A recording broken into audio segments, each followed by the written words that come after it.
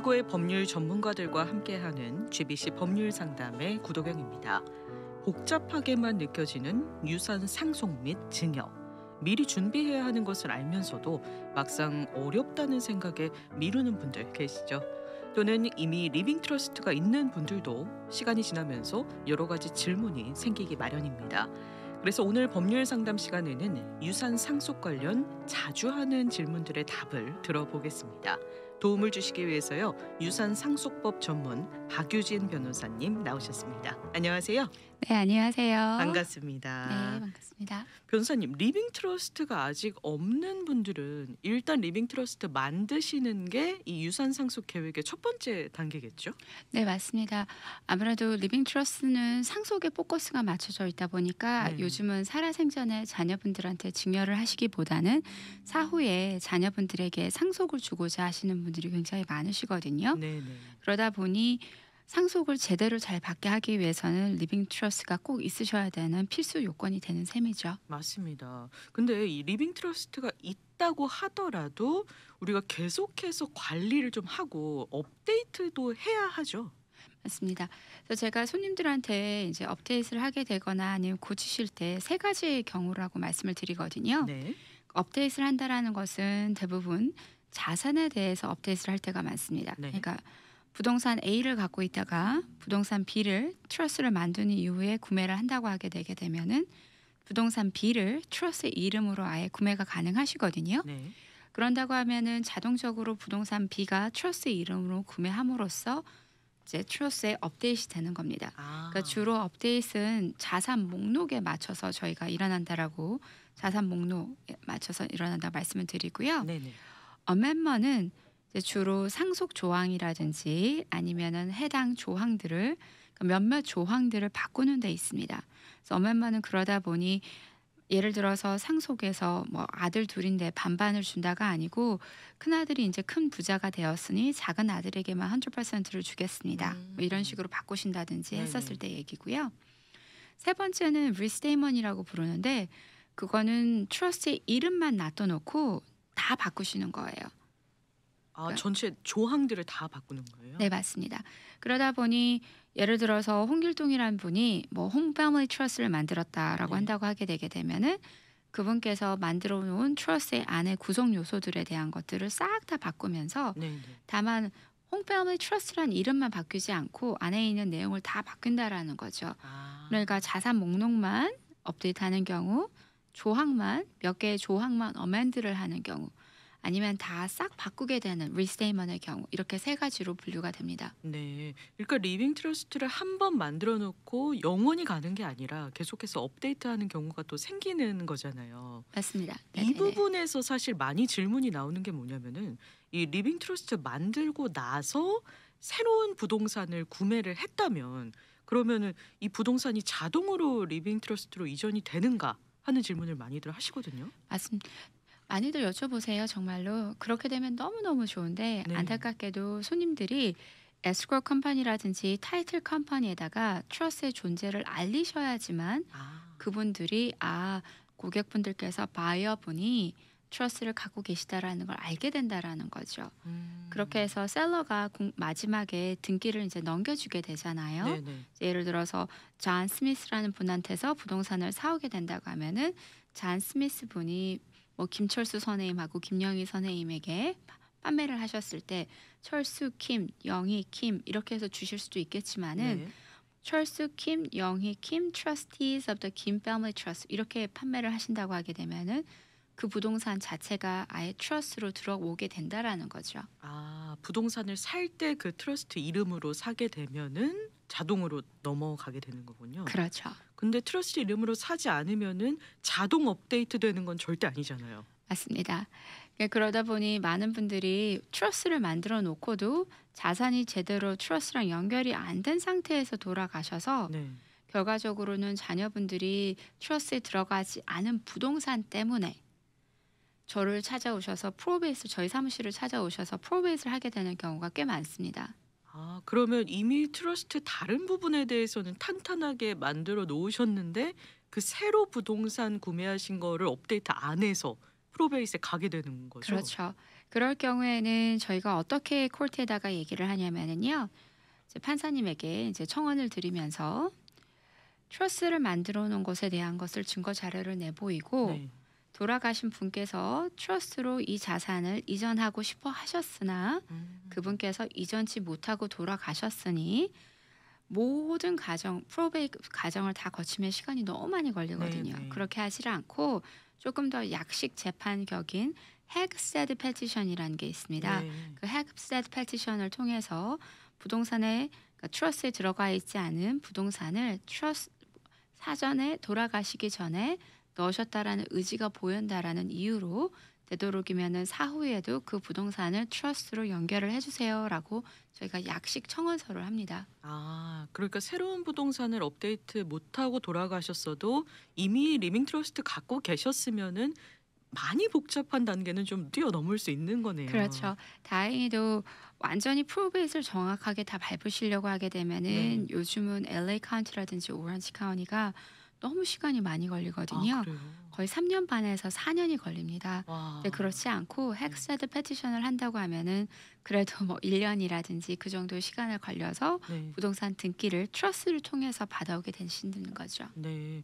그러면 이 미국에서 새롭게 산 부동산이 자동으로 리빙 트러스트로 업데이트 안 되는 건데 당연히 한국에서 만약에 부동산 사셨으면 당연히 안 되겠죠? 그렇죠. 왜냐면 한국에서는 안타깝게도 미국하고 저희가 완전히 법원 관할 구역이 다르기 네네. 때문에 한국에서 부동산을 가지고 계신 분들이 트러스로 넣기를 원하시는 분들이 꽤 네. 계시거든요. 그런 말은 제가 부동산 등기를 트러스로 바꾼다라는 것을 미국이 아니고 한국 관할 관청에 보내서 등기를 새로 한다라는 것을 의미합니다. 네. 근데 저희가 한 번도 성공을 해본 적이 없어요. 왜냐? 아. 관할 관청에서 트러스의 존재를 아직 인정을 못 한다라는 거죠. 그렇기 아. 때문에 특히 미국에서 만든 트러스는 더더욱 인정하기 힘들다라는 겁니다. 그래서 네네. 만약에 정말 한국에 대한 어떤 재산에 대해서는 한국은 이제 상속 등기라는 제도가 있기 때문에 리빙 트러스를 굳이 만들지 않아도 해당 상속자들이 n분의 1로 받아갈 수가 있습니다. 네네.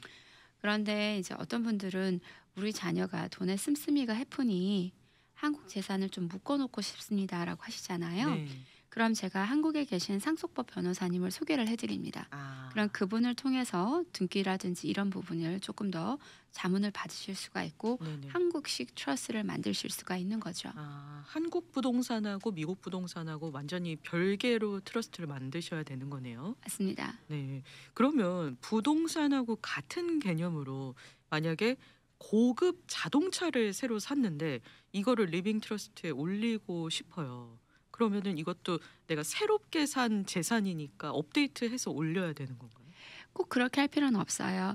예를 들어서 갖고 계신 자동차라고 한다고 하게 되면은 네. 대부분 운전자가 오너이시고 그리고 보험에 인슈어드시고 네. 그리고 팔러시 오너겠죠. 이런다고 하게 되게 되면은 차 사고가 났었을 때 대부분 그 오너하고 드라이버하고 그리고 인슈어드를 상대로 소송이 들어오게 됩니다. 네네. 그렇죠?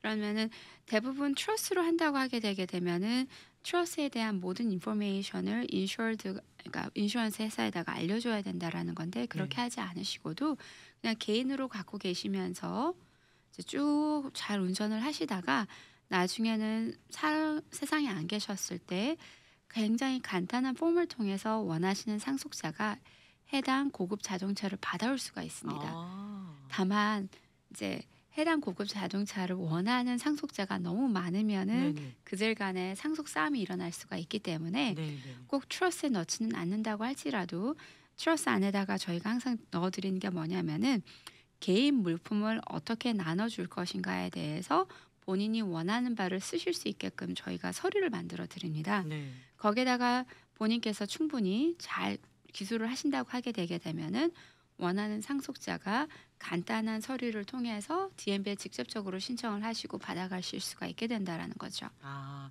그러니까 부동산과 자동차 모두 다 재산의 개념으로 우리는 같다고 생각을 하는데 좀 다른 개념으로 리빙 트러스트에 넣으셔야 되는 거네요. 맞습니다. 네네. 네. 앞서 변호사님께서 이 리빙 트러스트 조항들이나 뭐 좀 업데이트할 수 있는 경우들이 있다고 하셨는데 그러니까 이 리빙 트러스트라는 거는 한 번 만들었다고 평생 가는 게 아닌 거잖아요. 그렇죠.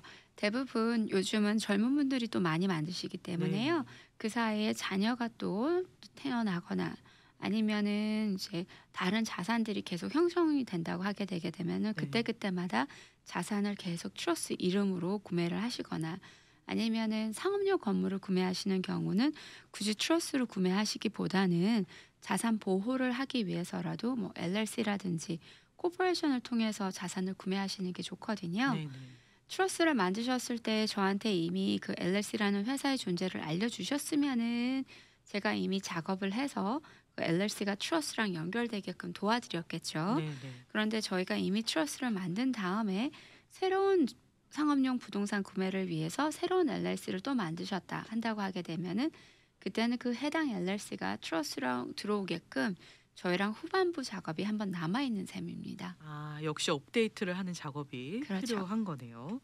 근데 이 업데이트하는 것도 중요한데 내가 살면서 뭐 여러 가지 이유 때문에 이미 만들었던 리빙 트러스트의 조항을 좀 살짝 바꾸고 싶어요. 그러면은 간단한 조항이면은 그냥 나 혼자서 변경을 해도 괜찮을까요? 그러면 너무 좋겠는데요. 네네. 안타깝게도 그렇지가 않고 모든 서류에 대한 어멘먼은 공증이 필요합니다. 아 네. 그러니까 제가 빨간 펜을 어떤 손님들께서는 가끔 가다가 원본을 가지고 오셔서 저한테 보여주시는데 빨간 펜을 그으시고 네. 적어 놓으신 분들이 있어요. 그럼 이제 본인이 빨간 펜으로 적어 놨으니 이제 해당 조항 사항은 없어지고 네. 본인이 새로 적으신 사항이 들어가지 않느냐 하시는데 솔직히 그분의 친플로 적으셨는지 저희가 알 수 없을 뿐더러 음. 그분이 온전한 정신으로 외부의 물리적인 압력 없이 적었다라는 것을 저희가 확인할 길이 없거든요. 네네. 그렇기 때문에 특히 하필 그렇게 적으신 란이 상속에 굉장히 예민한 분배에 관한 것이라고 하면은 네. 더더욱 조심해야겠죠. 아. 그렇기 때문에 어떤 조항이든 되도록이면은 어멘먼을 꼭 공증을 해야 합니다. 그렇게 아. 해서 사후에 생길 수 있는 상속에 대한 분쟁의 요소를 없애야겠죠. 정말 조항 딱 한 줄 바꾸는 것도 전부 다 공증이 필요한 거죠? 네, 맞습니다. 아. 왜냐하면은 50대 50을 주기로 했다가 한 줄이지만은 작은 아들에게 100%를 준다라는 거는 상속의 기준이 확 달라지게 되는 거잖아요. 그렇죠. 그렇기 때문에 되도록이면은 어떤 조항이든 바꾸실 상황이 된다 하게 되게 되면은 꼭 공증을 제대로 받기를 항상 말씀드리고요. 네. 그리고 해당 전문 변호사와 만나셔서 네. 본인이 원하시는 바가 정말 이 글로 잘 풀어내어졌는지 어멘먼으로 음. 잘 풀어졌는지를 한 번 더 확인하실 필요가 있습니다. 네. 그럼 비슷한 맥락의 질문일 수도 있는데 리빙 트러스트를 간혹 가다가 그냥 뭐 유튜브 같은 거 보면서 '혼자 만들겠다.' 이런 분들도 계시거든요. 네네네. 괜찮을까요? 저는 뭐 요즘은 유튜브를 보고도 차를 고치는 네. 세상이잖아요. 그러다 보니 손님들에게 제가 농담으로 뭐라고 말씀드리냐면은 정말 차를 잘 고치시는 분들은 기술적으로 뛰어나셔서 유튜브를 보고도 반복 학습을 통해서 그러니까 차를 고칠 수 네네. 있으시 트러스도 그렇게 만들어 보실 수는 있다. 워낙 소프트웨어가 잘 발달됐기 음. 때문이죠. 그런데 문제는 차 사고가 나게 되게 되면은 아무도 책임질 사람이 없듯이 왜냐하면 유튜브를 보고 차를 본인이 직접 고치신 분들은 차 사고가 났었을 때 본인 책임인 거잖아요. 그렇죠. 저희도 똑같습니다. 유튜브를 보고 트러스를 만드신 분들은 결과적으로 본인이 만든 트러스는 본인이 책임지셔야 되는데 음. 거기에 대한 책임하고 어떻게 보면 상속 분쟁에 대한 고통은 남아있는 가족분들이 감당하셔야 될 몫이 되는 거죠. 아. 그러다 보니 저는 전문가에게 맡기시는 것을 훨씬 더 권고드리는 편입니다. 네네. 그러니까 특히 정말 공부를 많이 해주시는 손님들도 변호사들이 볼 수 있는 그 문제에 대한 것을 직시를 못하실 때도 굉장히 많아요. 네. 그러니까 저희는 이걸 전문적으로 계속 하다 보니 이런 상황에서는 자녀들이 어떻게 싸울 수가 있고 아. 만약에 이런 해당 자녀는 어떻게 해야지만 재산을 제대로 지킬 수가 있는지 심지어는 자녀의 배우자로부터 재산을 지켜야 될 상황, 뭐 이혼이라든지 그런 음. 상황에서도 같이 생각을 해봐 드릴 수가 있는데 네. 안타깝게도 유튜브로 보고 만드실 수 있는 소프트웨어는 그런 전문적인 지식이 손님들께서 다 구비를 하지 못하신 상태에서 만들다 보니 다 문제가 없을 때는 넘어갈 수 있는다고 네. 할지라도 문제가 생기면은 책임질 상황이 못 된다라는 거죠. 그렇죠. 그래서 리빙 트러스트 만들기를 원하시는 분들은 좀 전문가랑 충분히 상담을 하시고 그래야지 안전하게 내 재산을 지킬 수 있는 방법이 되는 것 같습니다. 자, 이번에는 리빙 트러스트가 없는 경우를 질문으로 한번 드려볼게요. 만약에 페이오프한 집이 있는데 이분이 유서에다가 내 자녀 이름으로 이 집을 상속을 하겠다. 유서로 남겨놨어요. 그러면 부모님 돌아가신 이후에 그 자녀에게 자동으로 집이 상속이 되나요? 그러면은 너무 좋겠는데요. 네. 이제 이것 또한 안타깝게도 한국에서는 가족관계 증명서, 호적 등본, 호적 채본이 있기 때문에 만약에 외동 아들이 있고 유언장으로 굳이 안 남긴더라도 뭐 네. 유서로 안 남긴다고 할지라도 그 외동 아들이 관할 관청에 가셔서 상속 등기를 통해서 상속 이전이 굉장히 간단하게 네. 넘어갑니다. 네. 근데 저희는 아무리 외동이라든지 아니면은 더더욱 자녀가 더 많다고 하게 되게 되면은 그 가족 관계를 하나에 볼 수 있는 가족 관계 구성도 가족 관계 증명서가 미국에서 발급되는 곳이 아무 데도 없잖아요. 그렇죠. 그러다 보니 부모님께서 유언장으로 쓰셨다고 할지라도 유언장은 돌아가셔야지만 발생을 하는 거거든요. 네. 네.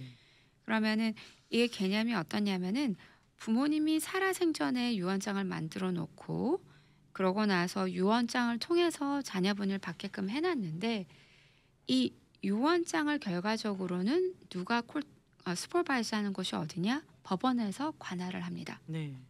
그러니까 리빙 트러스를 만든다고 하게 되면은 저희가 리빙 살아생전에 트러스를 만든다라는 의미이기 때문에 부모님이 살아생전에 만드시고도 사후에까지 연결될 수 있는 구조가 마련이 되어 있는데 네. 유언장은 아무리 부모님이 살아생전에 만드셨어도 효력은 사후에만 발생을 합니다. 아. 그러다 보니 이 사후에 정말 효력이 발생하는지 안 발생하는지를 콜트에서 다 관할을 한다라는 거죠. 네네. 그러다 보니 리빙 트러스는 살아생전에 만드신 날짜로부터 효력이 발생하니 사후에도 부모님 안 계셔도 이제 변호사라든지 전문가의 손을 통해서 다 받아오실 수 있는 굳이 법원의 선을 거치지 않아도 되는 것이고 네. 유언장은 돌아가시면서 효력이 발생하는 거니 이거가 정말 효력이 제대로 발생하는지를 나라에서 관장을 한다라는 거죠. 그러다 보니 그 유언장을 가지고 결국 또 프로베이 콜트를 가서 아. 모든 과정을 거쳐서 받아오게 됩니다. 네네. 아무리 유언장을 꼼꼼하게 적어 놓으셨어도 결국에는 법원을 가야지 상속이 이루어지는 거군요. 그렇죠.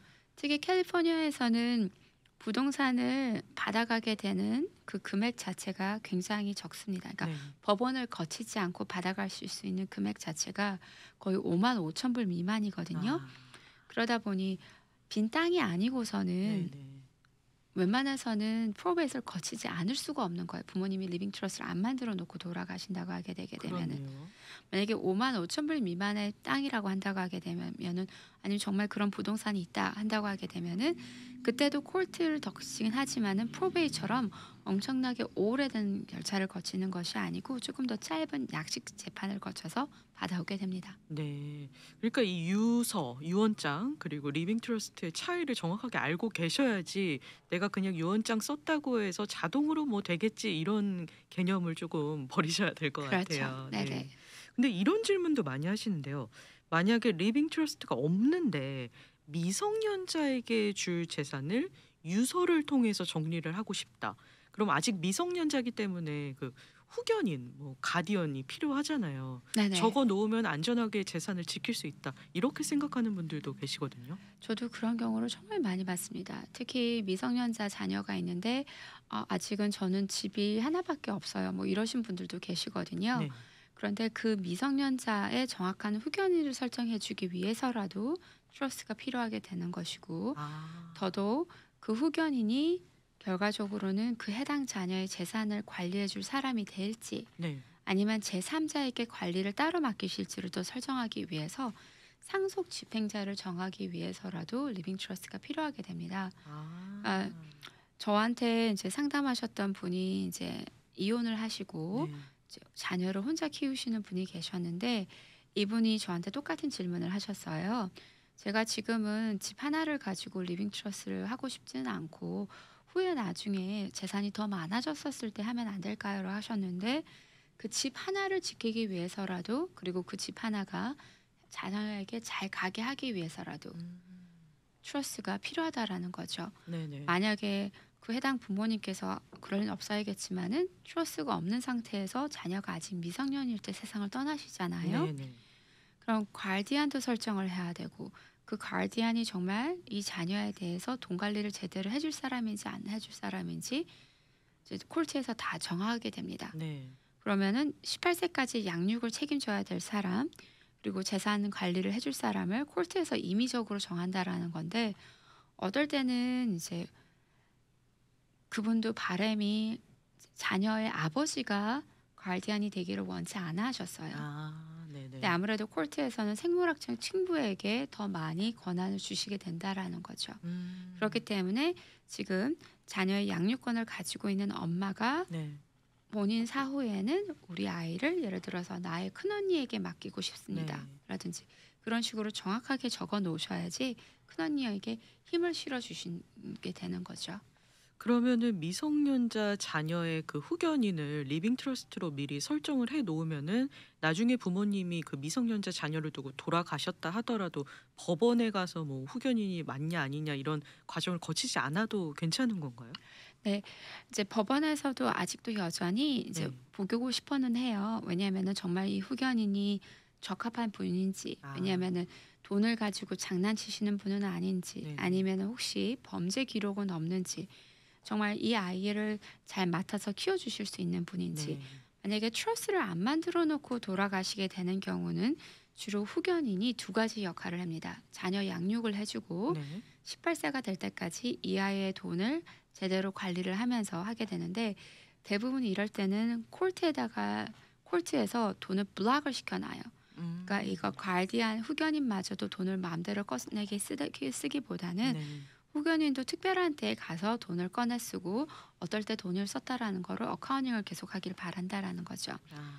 그런데 가끔 가다가 부모님들이 오셔서 얘기하시면은 자녀 양육은 예를 들어서 고모에게 시키고 싶은데 돈 관리는 삼촌이 훨씬 더 잘할 것 같아요 하시는 분들도 계시거든요. 네네. 그러면 트러스를 통해서는 두 가지의 하시는 롤이 이분화될 수 있습니다. 나눠줄 수가 있다라는 거죠. 네. 양육은 이분에게 맡기고 그리고 음. 돈 관리는 이분에게 따로 맡길 수가 있습니다. 네네네. 그러면서 이분에게는 돈 관리를 하면서 이 자녀에게 제대로 돈을 전달해달라.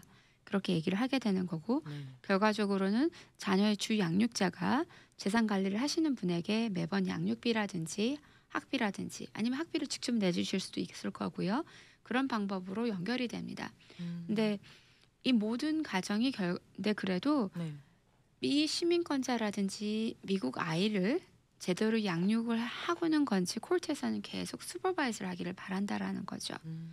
그러니까 부모님께서 두 사람을 나눠 놓든 아니면 부모님께서 트러스를 안 만들어서 한 사람을 하든 결과적으로는 콜트에서 그 과정을 다 심사를 하게 됩니다. 근데 네네. 다만 트러스를 한다고 하게 되면 정말 부모님이 원하시는 분이 하실 수 있는 가능성이 훨씬 더 커지는 거죠. 아. 그럼 내가 미성년자 자녀가 있기 때문에 아직까지 뭐 리빙 트러스트 만들기엔 좀 일러 하시는 분들도 사실 생각해 보면은 좀 안전 장치로 리빙 트러스트 미리미리 만들어 두는 게 이 미성년자 자녀를 위해서도 좋고 맞습니다. 부모님을 위해서도 좋겠네요. 그렇죠. 네네. 네.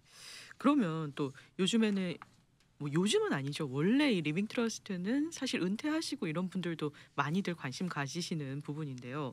사실 고령화 사회가 되다 보니까 이 의료에 대해서 관심이 높잖아요. 네네. 그래서 리빙 트러스트 들어가는 서류에도 의료 관련 서류도 들어간다고 들었어요. 네. 그래서 많은 분들이 다들 서명하러 오셨을 때 놀라시는 것이 트러스가 거의 작업을 하다 보면은 이 정도 두께로 나옵니다. 그러니까 네네네. "서명할 게 정말 많네요." 네. 그러시다가 첫 번째 전반부는 대부분 재정에 관한 서류예요. 네. 트러스를 만들어 드리고 뭐 서티피케이션을 만들어 드리고 유언장을 만들어 드리고 파워 오브 어터니를 만들어 드리니까요. 근데 후반부터는 주로 이제 건강 의료에 대한 서류들이 쫙 아. 나옵니다. 네. 대표적인 것이 Advanced Healthcare Directive라고 해 가지고 본인이 아프셨을 때 누가 의료 결정을 대신할지 에이전트를 설정하시는 거 하고요. 네. 그리고 히파 웨이버라고 해 가지고 본인의 의료 기록을 보실 수 있는 분들을 정하실 수가 있어요. 그리고 아. 최근에 또 추가된 것은 뭐냐면은 아무래도 100세 시대고 고령화 되신 인구가 늘다 보니 네. 치매를 앓으시는 분들도 꽤 네네. 많아지시거든요. 그러면은 치매가 걸리셨을 때 식사 보조를 받고 싶은지 안 받고 싶은지도 저희가 적을 수 있는 서류가 또 새로 생겼습니다. 아, 굉장히 디테일한 부분까지도 미리 정해 놓는 거네요. 네. 거기다가 이제 장례 절차까지도 지시하실 수가 있어요. 아. 예를 들어서 본인을 화상을 해 달라 아니면은 되도록이면 묘자리로 이제 이전을 했으면 좋겠다. 뭐 이런 식으로 다 적으실 수가 있습니다. 네. 이 리빙 트러스트에는 재산 관련 내용만 들어간다 이렇게 생각하고 계신 분들이 많이 계신데 의료 관련 뭐 장례 관련 내용까지 들어가는데 그럼 여기서 궁금한 점이 만약에 의료 기록 열람권이 있다고 했잖아요. 그러면 나중에 본인이 돌아가셨을 때 만약에 내가 배우자면은 그 열람권을 자유롭게 좀 열람을 할 수 있을까요? 의사분께서 이제 의료 기록 열람권이 없어도 보여주실 수는 있으실 분들도 있으실 거예요. 아, 네네. 다만 만약에 굉장히 이제 원리 원칙에 입각하셔서 일하시는 분이다 하게 되게 되면은 잘 안 보여주시겠죠. 네. 의료 그럼 기록 열람권이 배우자가 없다고 한다고 하게 되면은 특히 안타깝게도 의료 사고가 난다고 하게 되면은 네. 보기가 굉장히 힘들 수가 있습니다. 음. 그래서 제가 손님들에게 항상 말씀드리는 건 뭐냐면은 어떤 의사분을 찾아가시든 네. 만약에 큰 수술이라든지 시술을 하라고 말씀을 하시면은 대부분은 세컨 오피니언을 받으러 가시잖아요. 그러면은 첫 번째 의사분한테서 받은 검진 내용에 대한 것, 진찰 내용에 대한 것을 받아오시고 네. 세컨 오피니언을 받으신 두 번째 의사 선생님한테도 그 내용을 받아서 이제 결정하시라고 항상 말씀을 드려요. 네네. 그 이유는 그러신 절대로 않겠지만 의료가 사고나가 났었을 때 어떤 부분에서 혹시 오진이 있었는지도 알아낼 수가 있을 뿐더러 네.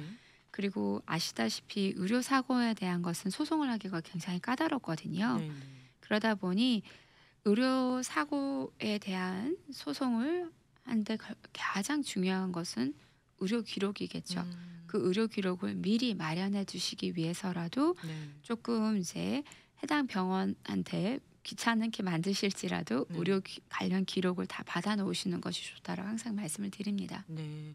그러니까 크게 보면은 이 의료 기록도 결국에 나중에 재산과도 연결이 되는 거잖아요. 그렇죠. 그렇다 보니까 리빙 트러스트에 이 의료 관련 자료들도 포함이 되는 것 같은데 네. 그러니까 리빙 트러스트 정말 만드는 게 안전한 것 같아요. 여러모로 봤을 때요. 맞습니다. 네. 자, 오늘 법률 상담 시간에는요. 유산 상속법 전문 박유진 변호사님 모시고 유산 상속 관련해서 자주 하는 질문들 여러 가지 나눠봤습니다. 뭐 다양한 분야를 통해서 이야기 나눠봤는데요. 많이 궁금하셨던 부분이 해결되는 시간이었으면 좋겠습니다. 오늘 방송을 들으시고 박유진 변호사님과 상담을 원하시는 분들은 어디로 연락을 드리면 될까요? 네네. 오렌지 카운티는 714-523-9010, 714-523-9010이고요. LA는 213-380-9010, 213-380-9010입니다. 네, 각자 편하신 위치로 연락을 주셔서요. 상담 충분히 받으시고 이 리빙 트러스트 꼭 만드셨으면 좋겠습니다. 네네. 자, 오늘도 함께해 주신 유산 상속법 전문 박유진 변호사님 감사하고요. 저희는 다음번 이 시간에 또 만나 뵙도록 하겠습니다. 네, 감사합니다.